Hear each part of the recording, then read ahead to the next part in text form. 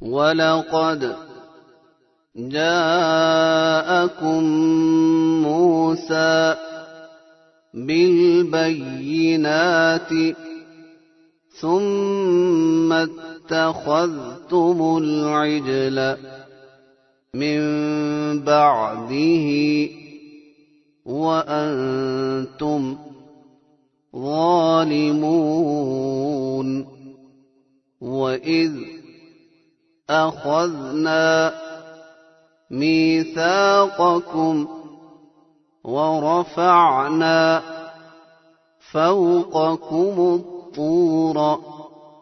خذوا ما آتيناكم بقوة واسمعوا قالوا سمعنا وعصينا وأشربوا في قلوبهم العجل بكفرهم قل بئس ما يأمركم به إيمانكم إن كنتم مؤمنين قل إن كانت لكم الدار الآخرة عند الله خالصة من دون الناس فتمنوا الموت إن كنتم صادقين ولن يتمنوه أبدا بما قدمت أيديهم والله عليم بالظالمين ولتجدنهم أحرص الناس على حياة ومن الذين أشركوا يود أحدهم لو يعمر 1000 سنة وما هو بمزحزحه من العذاب أن يعمر والله بصير بما يعملون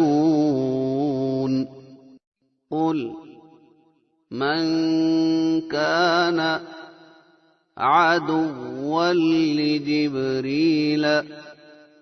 فإنه نزله على قلبك بإذن الله مصدقا لما بين يديه وهدى وبشرى للمؤمنين من كان عدوا لله وملائكته ورسله وجبريل وميكال فإن الله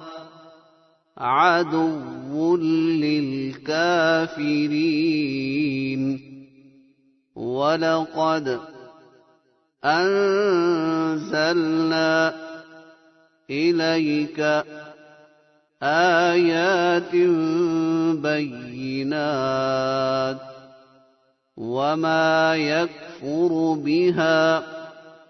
إلا الفاسقون أو كلما عاهدوا عهدا نبذه فريق منهم بل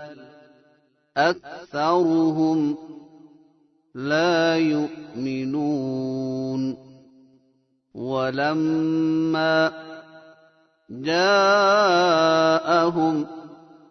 رسول من عند الله مصدق لما معهم نبذ فريق من الذين أوتوا الكتاب كتاب الله وراء ظهورهم كأنهم لا يعلمون واتبعوا ما تتلو الشياطين على ملك سليمان وما كفر سليمان ولكن الشياطين كفروا يعلمون الناس السحر وما أنزل على الملكين ببابل هاروت وماروت وما يعلمان من أحد حتى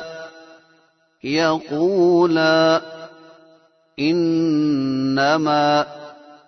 نحن فتنة فلا تكفر فيتعلمون منهما ما يفرقون به بين المرء وزوجه وما هم بضارين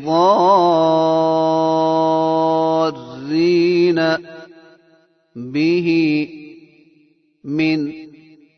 أحد إلا بإذن الله ويتعلمون ما يضرهم ولا ينفعهم ولقد علموا لمن اشتراه ما له في الآخرة من خلاق ولبئس ما شروا به